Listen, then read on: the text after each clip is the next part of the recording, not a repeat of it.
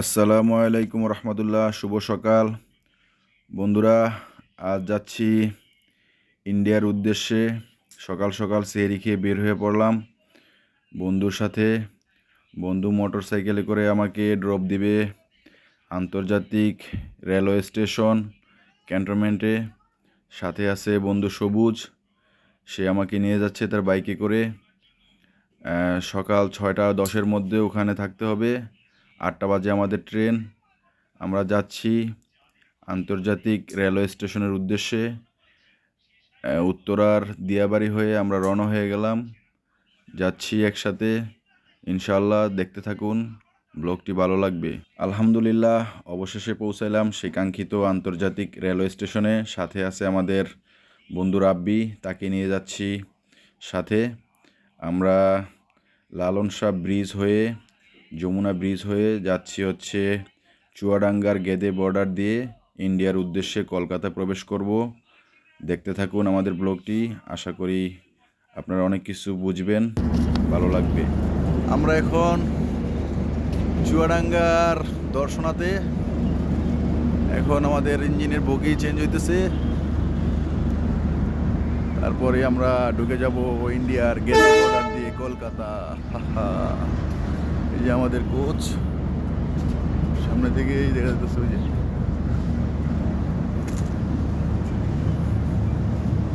অনেক রোদ না, প্রচুর রোদ না। এই যে আমাদের মৈত্রী এক্সপ্রেস, এটা হচ্ছে ইন্ডিয়ান কোচ। আমাদের বাংলাদেশি লাল সবুজেরটা পাইনি আমরা, আজকে ইন্ডিয়ানটা পাইছি। পরবর্তীতে যদি আবার কখনো হয় সেক্ষেত্রে লাল সবুজেরটা পেতেও পারি, দেখা যাক। ওই যে দেখা যায় আমাদের ইঞ্জিন পার্ট চলে আসছে। ইঞ্জিন তো বাংলাদেশের বিআর বাংলাদেশ রেলওয়েটা অলরেডি খুলে সামনের দিকে চলে গেছে। ইন্ডিয়ানটা এই যে এসে এখন লেগে যাবে। দেন আমরা দর্শনা পার হয়ে, বাংলাদেশ পার হয়ে ইন্ডিয়ার উদ্দেশ্যে ঢুকে যাবো ইনশাআল্লাহ। আলহামদুলিল্লাহ, দীর্ঘ 8 ঘন্টার ট্রেন জার্নি শেষে পৌঁছে গেলাম কলকাতায়। সেখানে আসার পর ইফতারির সময় হয়ে গেল, আমরা একসাথে ইফতার করলাম। একটি রাত্র কলকাতা অবস্থান করে রেস্ট নিয়ে পরের দিন সকালবেলা বের হয়ে পড়লাম কলকাতার ঐতিহ্যবাহী মার্কেট, নিউ মার্কেটের উদ্দেশ্যে। আমরা দুই বন্ধু ওখানে গেলাম, একটু ঘোরাঘুরি করলাম, কিছু কেনাকাটা করলাম, ভালো লাগলো। কলকাতা শহর কেনাকাটা শেষে আমরা আবার ঘুরে এসে কলকাতা থেকে দিল্লির উদ্দেশ্যে রওনা হয়ে গেলাম রাজধানী এক্সপ্রেসে করে। যাচ্ছি আমরা দুজন, ট্রেনে চড়ে পড়লাম। রাজধানী এক্সপ্রেস রওনা হয়ে গেল দিল্লির উদ্দেশ্যে। দীর্ঘ 14 ঘন্টা জার্নি শেষে আমরা ইনশাল্লাহ পৌঁছাবো দিল্লির সেই ঐতিহ্যবাহী রেলওয়ে স্টেশনে। দেখতে থাকুন, আমাদের সাথেই থাকুন।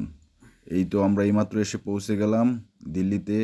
দিল্লি থেকে আমরা এখন যাব হচ্ছে আমাদের সেই গন্তব্যস্থান যেখানে আমরা অবস্থান করব। সেই উদ্দেশ্যে আমরা একটি ইন্ডিয়ান ট্যাক্সি নিয়ে রওনা হয়ে গেলাম। এসে পৌঁছে গেলাম সেই আমাদের হোটেলে। দিল্লিতে 2 দিন থাকার পর চলে আসলো ঈদুল ফিতর। ঈদুল ফিতর নামাজের উদ্দেশ্যে রওনা হইলাম। চলে আসলাম দিল্লির সেই ঐতিহ্যবাহী মুঘল সম্রাট শাহজাহানের মসজিদ। সেই ঐতিহ্যবাহী মসজিদে ঈদুল ফিতরের নামাজ আদায় করলাম আলহামদুলিল্লাহ। এই যে দেখেন কত সুন্দর সেই 400 বছরের পুরানো মসজিদ। শত শত মানুষ, শত শত বললে ভুল হবে, লক্ষ লক্ষ মানুষ এখানে উপস্থিত হয়ে একসাথে ঈদুল ফিতরের নামাজ আদায় করলাম। খুবই ভালো লাগলো, মনে প্রশান্তি আসলো। সেখান থেকে আবার একটু ঘোরাঘুরি করে আমি চলে গেলাম আমার সেই গন্তব্যস্থান হোটেলের উদ্দেশ্যে। সেখান থেকে একদিন পর আমরা আবার বেরোয় পড়লাম একটু আড্ডা দেওয়ার জন্য। আমরা সবাই কফি শপে বসে আড্ডা শেষ করে ঘোরাঘুরি করলাম একটা পার্কে। তার 2 দিন পরই আমাদের সবার ইন্টারভিউ। আমরা সেই প্রস্তুতি নিচ্ছিলাম। ইন্টারভিউ দিলাম হচ্ছে রোমানিয়ান এম্বাসিতে। আমাদের মেন উদ্দেশ্য ছিল সেখানে ইন্টারভিউ দেওয়া। ইন্টারভিউ শেষে আমরা ঘোরাঘুরি শেষ করে 2-4 দিন পরেই আমাদের সেই কাঙ্ক্ষিত রেজাল্টের উদ্দেশ্যে আমরা বেরোয় পড়লাম। আমাদের সবার রেজাল্ট আলহামদুলিল্লাহ ভালো হলো, ভিসা পাইলাম। তারপর আমরা ইন্ডিয়ায় মেট্রো ট্রেনে ঘোরাঘুরি শেষ করে আমরা হোটেলে এসে একটু সবাই এনজয় করলাম, খুবই ভালো লাগলো। আমাদের এই হোটেলটা ছিল হচ্ছে সারিতা বিহারে। সেখানে আমরা মজা ফুর্তি করে শেষ করে 2 দিন রেস্ট নেওয়ার পর আবার আমি চলে গেলাম সেই আজমির শরীফ, যেখানে আমার যাওয়ার খুব ইচ্ছে ছিল, সেই উদ্দেশ্যে রওনা দিলাম একটি বাসে করে। দীর্ঘ 6 ঘন্টা রাতে বাস জার্নি শেষে সেই কাঙ্ক্ষিত প্লেস আজমির শরীফে এসে পৌঁছালাম। সেখান থেকে একটি সিএনজি করে এসে পৌঁছালাম হোটেলে। হোটেল নিলাম, হোটেলে রেস্ট করলাম। তারপর আজমির শরীফের উদ্দেশ্যে বেরোয় পড়লাম। সেখান থেকে ঘুরে এসে পরবর্তীতে জুমার নামাজের জন্য প্রস্তুতি নিচ্ছি। জুমার নামাজের উদ্দেশ্যে চলে গেলাম সেই মসজিদে। সেখানে গিয়ে এক ওস্তাদের সাথে মিট হলো। এই ওস্তাদ খুবই ভালো হেল্পফুল ছিল। আমাকে গরিবে নেওয়াজ বাবা খাজা মঈনুদ্দিন চিশতির মাজারে জিয়ারত করার সুযোগ করে দিয়েছে, আলহামদুলিল্লাহ। সেখান থেকে জিয়ারত শেষে, নামাজ শেষে একটু দুরূদ শরীফে অংশগ্রহণ করলাম। সেই দুরূদ শরীফটা আপনারা শুনুন, কত মধুর, কত সুন্দরভাবে তারা ওখানে দুরূদ শরীফ পাঠ করে, যেটা আসলে মন জুড়িয়ে যাওয়ার মতো। খুবই ভালো লাগলো, আলহামদুলিল্লাহ। আপনারা যদি ওখানে যান তাহলে এগুলো উপভোগ করতে পারবেন। আসলেই খুব সুন্দর শান্তিময় একটি জায়গা। যে দেখুন, এটি হচ্ছে গরিবে নেওয়াজের রওজার একটি সুন্দর মিনার। भिखारी हुजूर झोलियाँ भर दो हमारी, सुन लो ऐ महबूब बारी, या नबी सलाम अलैका, या रसूल सलाम अलैका, या हबीब सलाम अलैका, सलामतुल्लाह अलैका। रहमते आलम खुदारा हुजूर चश्मे रहमत से इशारा, पार हो बेड़ा हमारा, या नबी सलाम अलैका। सलात व सलाम अलैका या खैर खल्क़ अल्लाह, सलात व सलाम अलैका खानदान कादरिया, सलात व सलाम अलैका खानदान चिश्तिया, सलात व सलाम अलैका ख्वाजा ख्वाजा इन्नल वली अताए रसूल हज़रत ख्वाजा मोइनुद्दीन हसन चिश्ती संजरी सुन्नत मेरी कसम से दावती बिस्मिल्लाहिर्रहमानिर्रहीम। या हुजूर गरीब नवाज, या आपके तमाम चाहने वाले शहदाई आपकी बारगाह में हाजिर है। দুরূদ শরীফ শেষ করে, মোনাজাত শেষ করে একটু রওজাটা ঘোরার সময় দেখতে পেলাম ওখানে গরিবে নেওয়াজের ভক্তরা কাওয়ালি করতেছে। আসলে সেটাও খুব উপভোগ্য। আপনারা ওখানে না গেলে আসলে বুঝতে পারবেন না। এটা আসলে বলে বোঝার মতো বা বোঝানোর মতো আসলে কিছু নেই, কারণ ওখানে যারা যায় তারা এটা উপভোগ করে।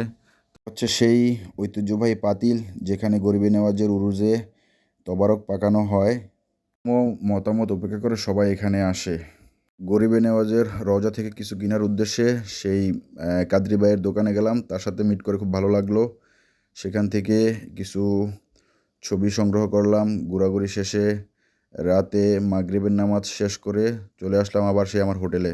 একদিন আজমির থেকে তারপর সেখান থেকে আবার সেই পুনরায় দিল্লির উদ্দেশ্যে চলে আসছি, আমার সেই পুরানো জায়গা যেখানে আমি দীর্ঘ 15 থেকে 20 দিন অবস্থান করেছিলাম। তার একদিন পর আমরা আবার বাংলাদেশের উদ্দেশ্যে সবাই আনন্দঘন মুহূর্ত নিয়ে আমাদের কাঙ্ক্ষিত প্রত্যাশা পূরণ করে আমরা চলে যাচ্ছি সেই আমাদের মাতৃভূমি বাংলাদেশের উদ্দেশ্যে। সবাই ট্যাক্সি যোগে এয়ারপোর্টের উদ্দেশ্যে রওনা হলাম। দিল্লি থেকে দিল্লি এয়ারপোর্টে যাচ্ছি, একসাথে আছি আমরা সবাই। দেখুন কত সুন্দর ইন্ডিয়ার রাস্তা, ভালোই লাগলো ওখানে। ওখান থেকে আমরা চলে আসলাম সেই দিল্লির এয়ারপোর্টে এসে কিছু ফটো সেশন করলাম সবাই একসাথে, কিছু মুহূর্ত উপভোগ করলাম। ফ্লাইটের অপেক্ষায় আছি। তারপর আমরা ফ্লাইটের উদ্দেশ্যে আমাদের সেই বোর্ডিং পাস শেষ করে যাচ্ছি, ওখানে ইমিগ্রেশন শেষ করে এসে পৌঁছাইলাম সেই আমাদের ওয়েটিং এরিয়াতে। তারপর আমরা বেরোয় পড়লাম বাইরে যেয়ে আমাদের সেই এয়ারক্রাফটের সামনে কিছু ফটো সেশন শেষ করলাম। সাথে ফটোতে ছিল রাব্বি আর আমি। তারপর আমরা প্লেনে উঠে আমাদের যার যার সিটে বসে পড়লাম। সিটে বসে কিছু ছবি সংগ্রহ করলাম স্মৃতির পাতায় রাখার জন্য। তারপরে আমাদের প্লেন আমরা সবাই বিস্তারার একটি এয়ারক্রাফট করে দিল্লি থেকে ঢাকার উদ্দেশ্যে রওনা হলাম। এয়ারক্রাফটটি টেক অফের জন্য রানওয়ের দিকে ছুটে যাচ্ছে। কিছুক্ষণের মধ্যেই এয়ারক্রাফটটি টেক অফ করবে। আমরা সেই সময় কিছু মুহূর্তকে ভিডিও ধারণ করে আপনাদের মাঝে দেখানোর উদ্দেশ্যে কিছু ভিডিও রেকর্ড করলাম। এই তো দেখুন, এখন সকাল 6:30 আমাদের প্লেনটি টেক অফ করে ফেললো। আমরা সেই উড়ন্ত যান দিয়ে আকাশের উপর দিয়ে চলে যাচ্ছি আমাদের মাতৃভূমি বাংলাদেশে। হা আকাশপথে দীর্ঘ 2 ঘন্টা 30 মিনিট প্লেন জার্নি শেষে আমরা আমাদের দেশ মাতৃভূমি বাংলাদেশের আকাশ সীমানার উপরে চলে এসেছি। আমরা এখন কিছুক্ষণের মধ্যেই আমাদের সেই আন্তর্জাতিক হজরত শাহজালাল এয়ারপোর্টের উদ্দেশ্যে ল্যান্ডিং করব।